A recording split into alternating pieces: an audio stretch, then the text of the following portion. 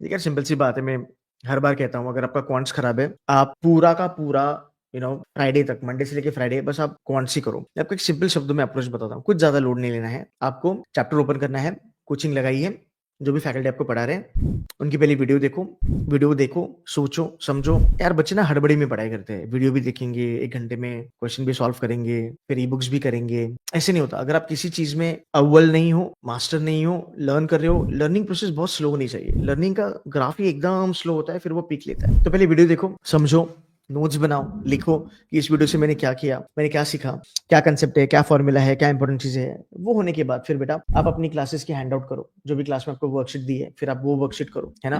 फिर वो वर्कशीट करने के बाद आप वापस एक बार देखो कि ओके, जो वीडियो में जो क्वेश्चंस थे और ये वर्कशीट वाले जो क्वेश्चन थे, दोनों की डिफिकल्टी लेवल तो सिमिलर थी। ठीक है, मैं समझ पाई, मैं कर पाई, वेरी गुड। फिर आप चले जाओ आपकी ई बुक्स पे, सॉल्व एग्जांपल्स करो। अब यहाँ पे कर जाते जाते आप परेशान हो जाओगे। आप बोलोगे अरे भाई मैं खुद से क्वेश्चन कब सॉल्व करूंगा, मैं खुद से क्वेश्चन कब सॉल्व करूंगी।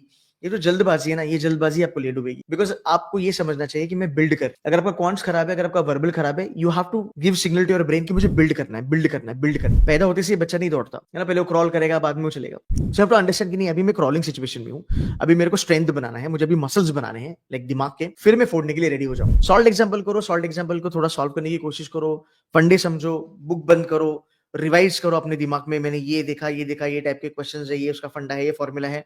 एंड उसके बाद 2 या 3 सिंपल क्वेश्चन लगाना चालू करो। सिंपल क्वेश्चन लगाने के बाद थोड़ा थोड़ा डिफिकल्टी लेवल उठाना चालू करो।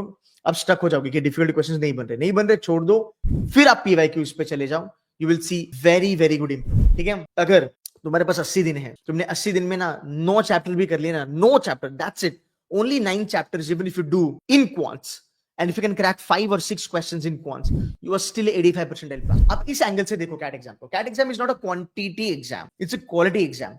कुछ कोचिंग वालों ने हल्ला मचा के रखा है, कुछ कोचिंग वालों ने इतनी इतनी गलत तरीके से बच्चों को गाइड किया है कि उनका करियर बना कम और ठुका ज्यादा है। You getting my point? आप जाके किसी को भी पूछ लो, I mean there are lot, हमारे टाइम पे भी होता था यार, आपके टाइम पे बात नहीं, हमारे टाइम पे भी होता था। ऐसे ऐसी अलग अलग चीजें बताई जाती थी ना, ऑल धंधा oriented, all business oriented, and एकदम जनरल लेवल पे बताए जाते थे। मॉक का स्कोर नहीं आ रहा है, अटेम्प्ट्स बढ़ा। अब पागल है क्या? मेरा मॉक का स्कोर नहीं आ रहा, अटेम्प्ट बढ़ा के मैं क्या उखाड़ूंगा? I mean what nonsense is that? How can I increase my attempt? यार I am an average guy, मैं अपने अटेम्प्ट कैसे बढ़ाऊं? मेरे को पहले ही मेरी नेगेटिव मार्किंग जा रही है। तो ऐसे ऐसे जो ये एडवाइसेस आते थे ना, इतने इतने स्टूपिड लगते थे। वर्बल करना है, वर्बल में सर आरसी नहीं हो रहा, तो क्या करें? आरसी नहीं हो रहा तो रीडिंग पे फोकस करो। अरे सर, रीडिंग में आईएलटीएस देने जा रहा हूँ क्या? मैं टॉफल देने जा रहा हूँ। तो ऐसी बहुत सारी चीजें है ना एजुकेशन में। और मैं ऑलवेज कहता हूँ, दुनिया से प्लास्टिक खत्म हो जाएगा, पर एजुकेशन इंडस्ट्री ज्यादा ग्रो, आई मीन ग्रो करेगा, बट ज्यादा चेंजेस नहीं आएंगे उस, बिकॉज बच्चों के ऊपर इतना कौन माथा फोड़ेगा? तुमको जो सही लगता है उसमें ही तुम see, this is how it works, how does the system work. तुझे क्या पता है? क्वेश्चन करना है, बरोबर। तुझे क्या करना है? पढ़ाई करनी है। तो मैं तेरे को वही बताऊंगा जो तेरे को चाहिए। मैं तेरे को एम्पावर नहीं करूंगा, बिकॉज मैं तेरे को एम्पावर करने जाऊंगा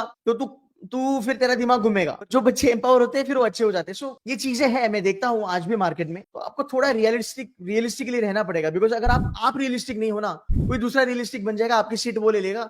जो 20 लाख तू कमाने वाला था वो कोई दूसरा कमा लेगा। मैं सच कह रहा हूँ, और मैं काफी दुख से कह रहा हूँ। आपको पता है सबसे खराब नंबर्स किसके आते हैं कैट? सबसे ज्यादा कौन से बच्चे फेल होते हैं कैट में? सबसे ज्यादा टीयर 2 टीयर 3 कौन से बच्चे ज्वाइन करते हैं CAT? First time CAT takers, not second timer. This is the reality. उसके ऊपर भी एक वीडियो बनाऊंगा, मैं आपको बताऊंगा उसके लिए।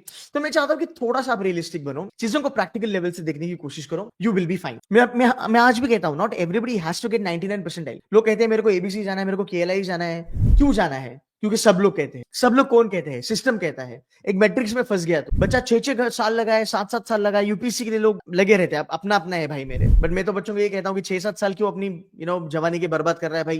पहले साल में जॉब ले ले, 6 साल के बाद कंपाउंडिंग हो जाएगी, तेरी जिंदगी और चले जाएगी। ये ब्रूटल रियलिटी है, और यही जानना आपको जरूरी है। यही जानना आपको जरूरी है। आप जब बाकी लोगों से, देखो गधों से जब 2 चीजें आप ज्यादा समझोगे ना, तभी तुम घोड़ा कहलाओगे। As simple as that. If they know whatever they know, and you also know the same thing, then you are a part of same community, man, right? You have to know something extra if you want to be successful. As simple as that. And then you have to build on it, you have to cash on it.